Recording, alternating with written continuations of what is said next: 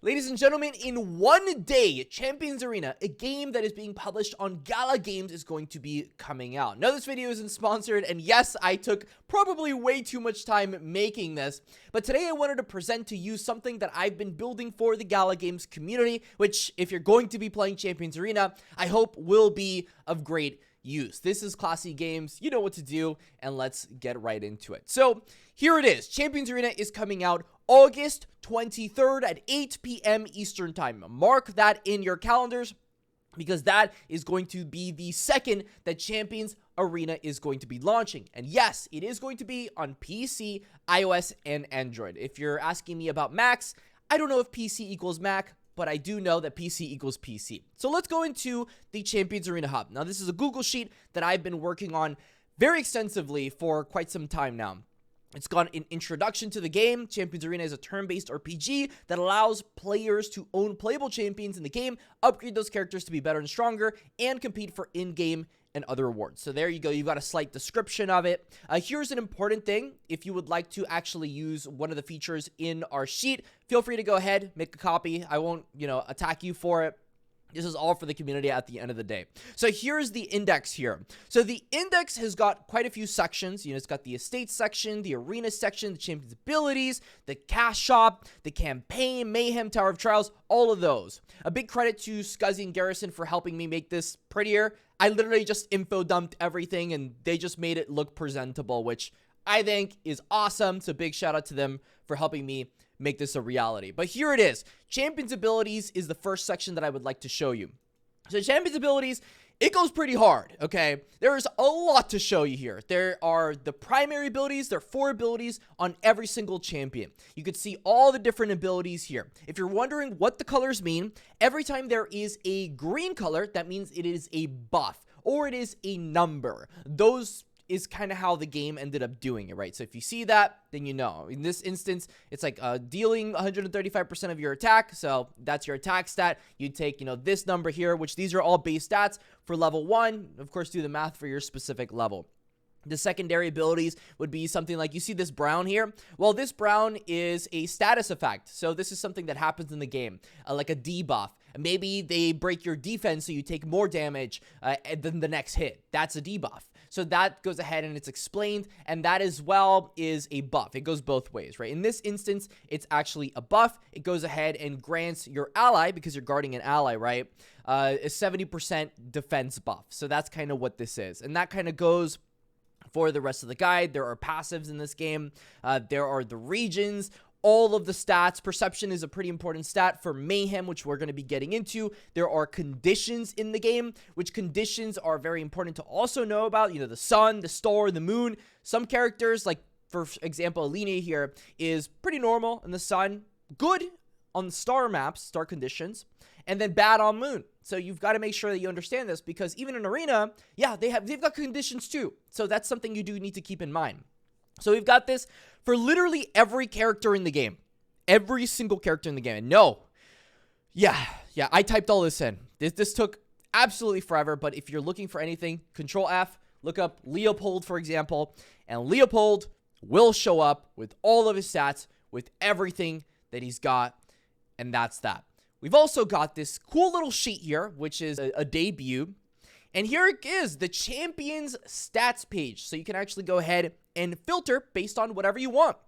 Let's say, for example, I am building a team composition that has a Harmony and a Prosperity champion, but it needs a Destruction one. These are the 3 unions, right? It needs a Destruction one.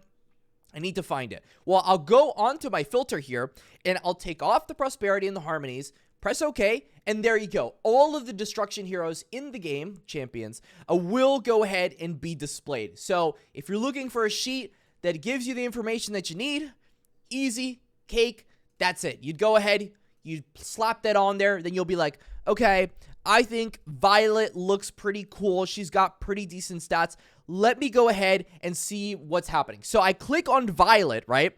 And then I'm going to click on Champion's abilities, and boom, it sends me straight to her. So the Champion stats page, it's fully built out. You can go ahead and click whatever you want to use, and it's going to take you straight there. I think it's awesome, and I think it makes your life a million times easier. So hopefully you find this resource very useful. Let me go ahead and put these back here. Next one, I want to talk about estates. So estates, remember this guide is still very heavily work in progress. I want to be able to make sure that I get this out before release happens. But here it is. In terms of estates, what you need to know, the location is not important. I went out, I started clicking everywhere. There's a member rate and a non-member rate. These are different for estates. It seems like estates have levels. You can see it over here. These are several of the Altar of Champions levels. This is where you're going to be summoning champions.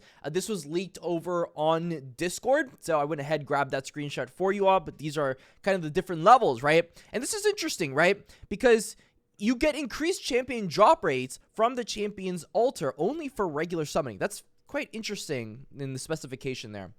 But I've got details on how much it costs, what the rates are, all about promotions, and some data that I found while trying to promote these, the stat differences between doing a star boost, the cost of minting scrolls that you're going to need to make NFT ready champions, to turn those NFT ready champions into NFT. Okay, I'm going too fast, I know.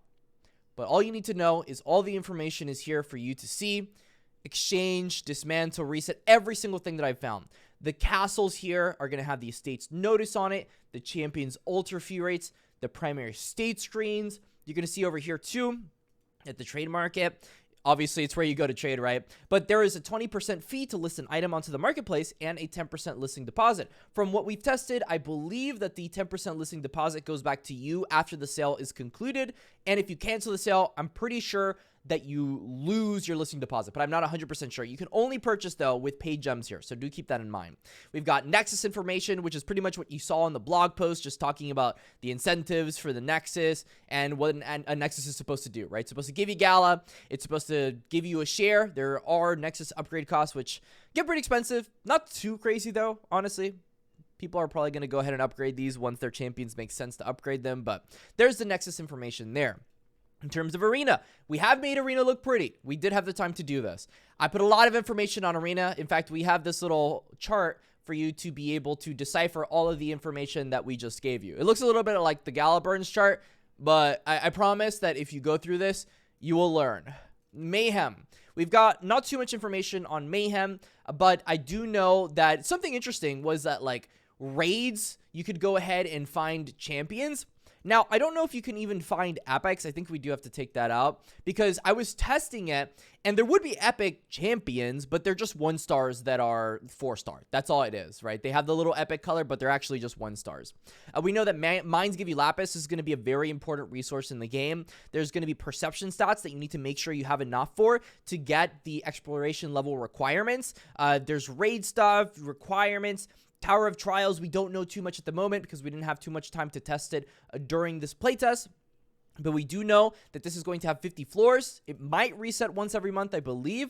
You're going to have 10 chances every day. And here's the most important one. To unlock a trial on each floor, you must meet the prerequisites. So make sure you meet those because if you don't, then you might as well just not do the trial.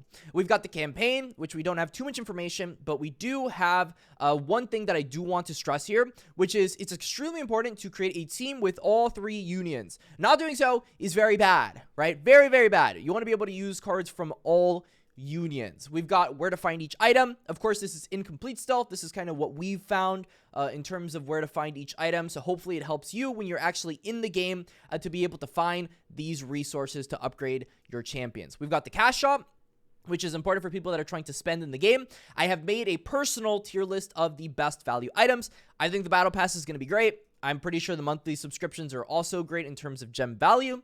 We've got a bunch of different tickets and starter packages that are on the medium priority, and then on the lower priority you've just got the regular gem packages, the minting scrolls, etc., etc. It takes 20,000 paid gems to make 5 minting scrolls, so that might be data that you might want. The offers are also available on the PC version, and they might be a little bit different on mobile, so do keep that in mind when you're going through and looking for packs and deals and all kinds of stuff. And I hope this was a good introduction to the Champions Arena Hub. I hope that you use this, right?